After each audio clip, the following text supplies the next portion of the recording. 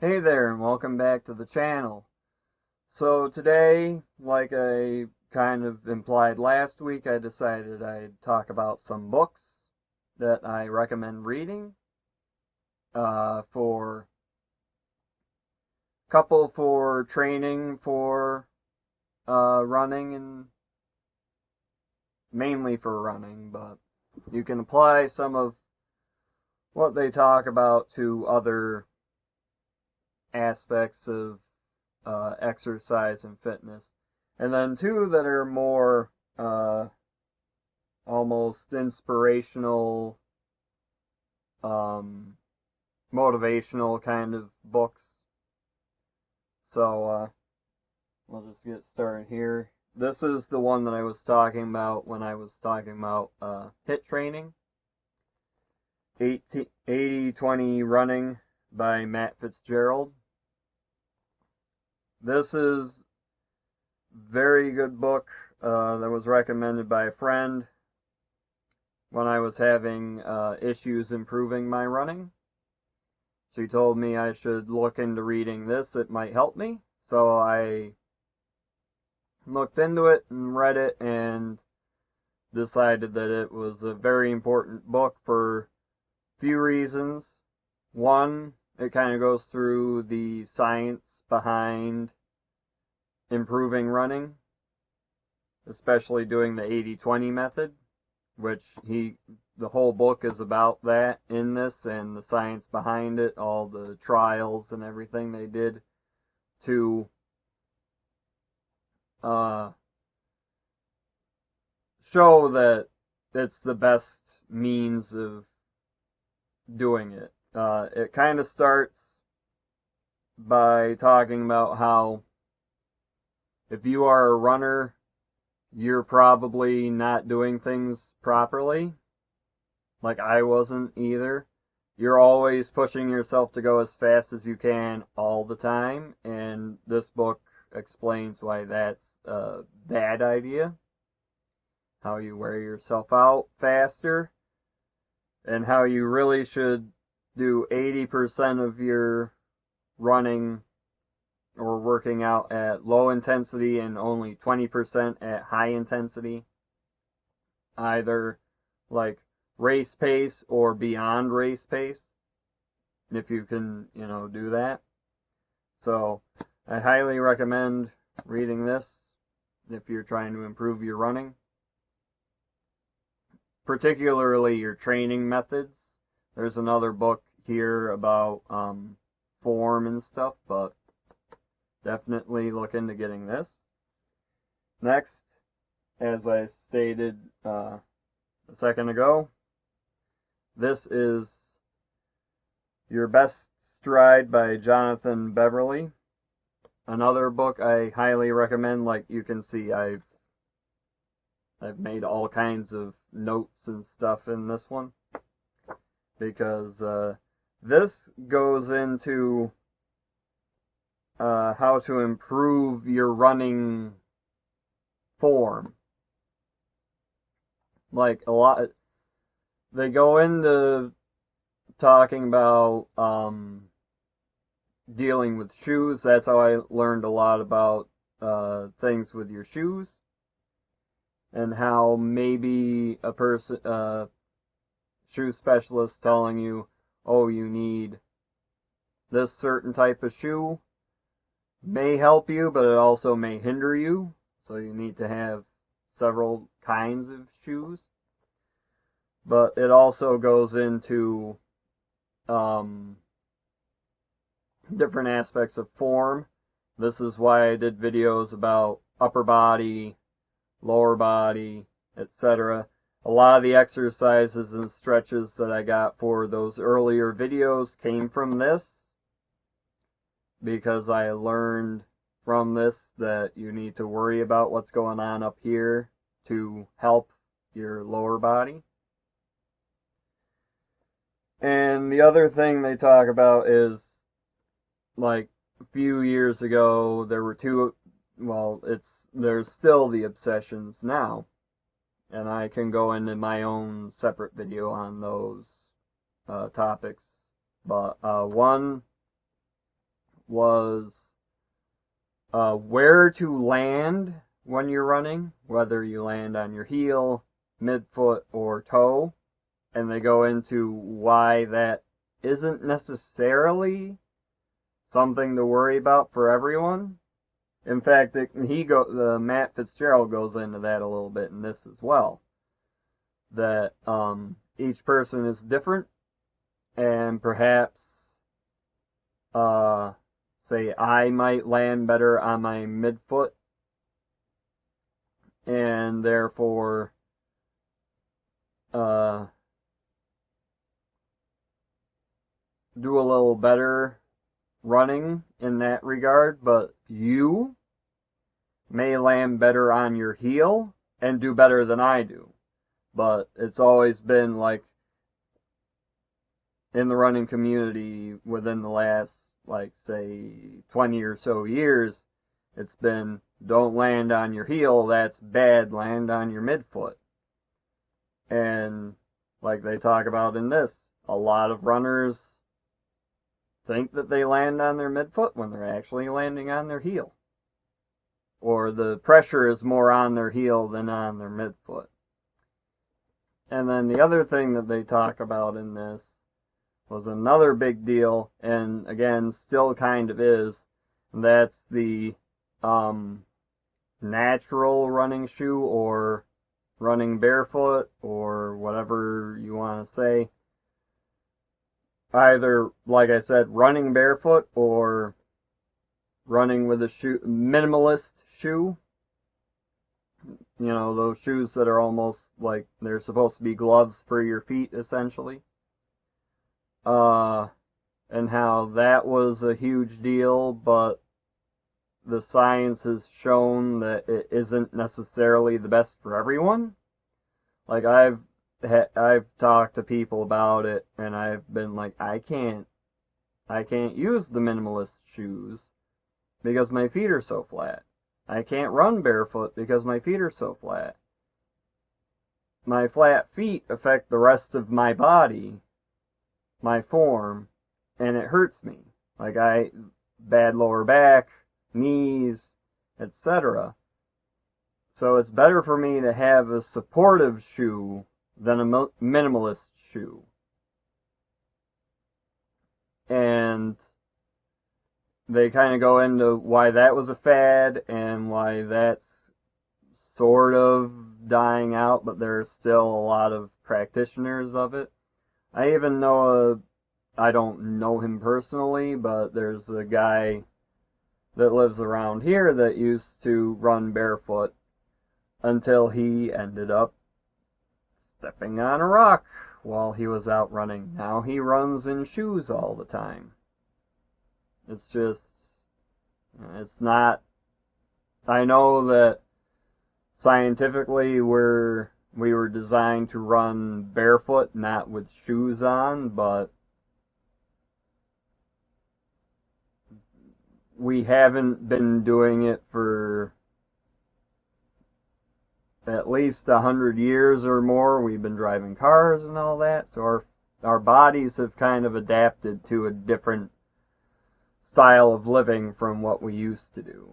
So, but they get into all that in this, along with how to improve your running form, running style. So, get this to help with running training. And he even has some training calendars at the back of his book here, see? So for depending on the distance you're thinking of doing, he's got different calendars for you to do. And also, I think it breaks up into, it breaks up into what level you're at with your running. So if you're beginner, intermediate, or expert. And then get this for helping with your form, or at least understanding your running form and trying to help improve it. I really, really recommend this book because it's helped me a lot. It's helped me realize my own problems with my running form. So, next, this is another one that I really highly recommend, Running the Edge by Adam Goucher and Tim Catalano. This is the book that inspired me to run my first marathon. And it's, Run the Year is by these guys. Adam is, I believe he was, he was an Olympian. He ran in the Sydney Olympic Games in 2000. And Tim has done a lot in the running community. So, this book isn't necessarily about running. I know it's Running the Edge, that became their company that does Run the Year and a marathon and a lot of other online challenges, all of which I recommend you doing if you are a runner. But in this book, it's more inspirational, trying to explain how to better yourself as a person, and using running as a metaphor for it. And they talk about how it's not just,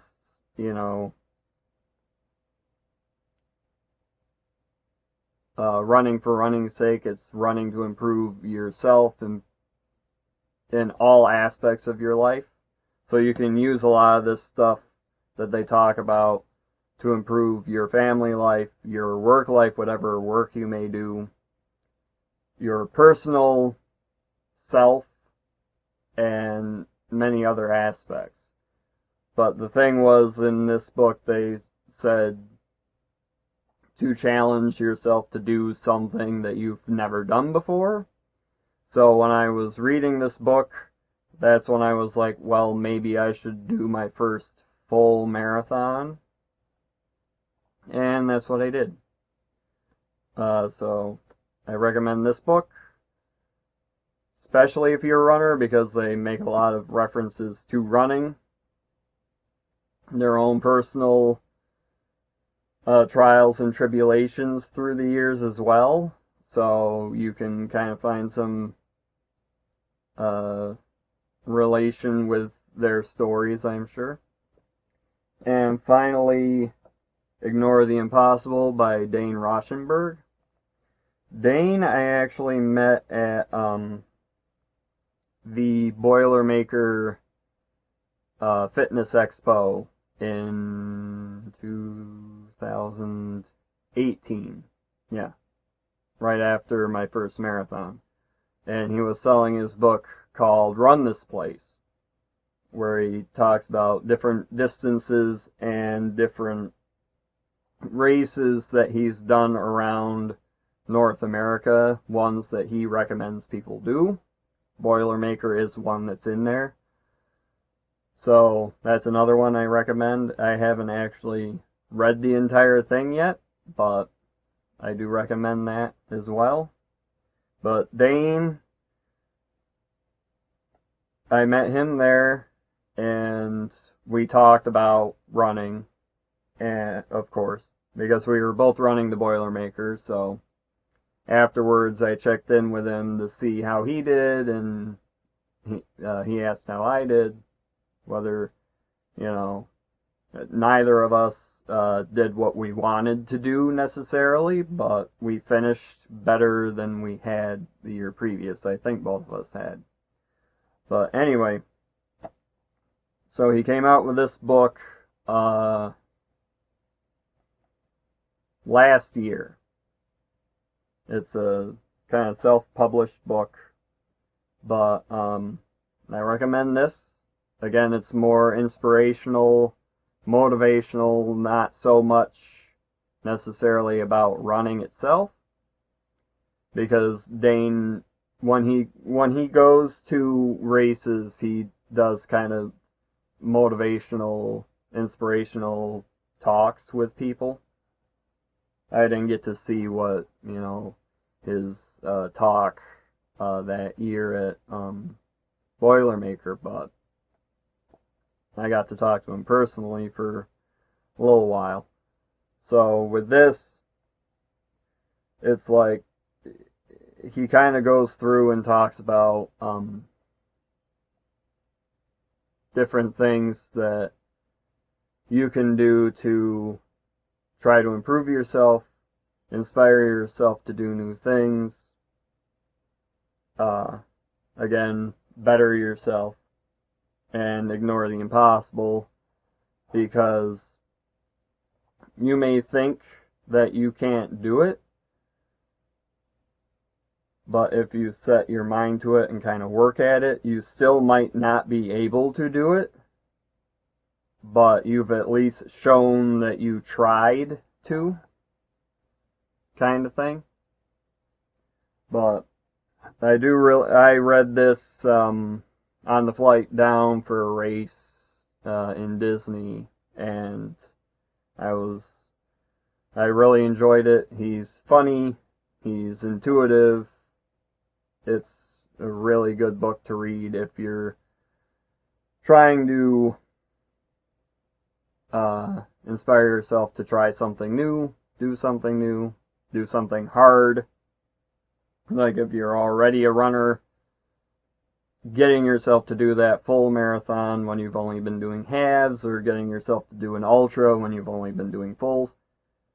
I'm not doing an ultra anytime soon. I have no aspirations to do an ultra ever, but if I were someone doing fulls, I might read this and run the edge and think, okay, maybe I'll do an ultra. But anyway, so those three I highly recommend. Dane's book you can find on his website. I'll try to find links for all the books if anyone's interested, so that you can find them for yourselves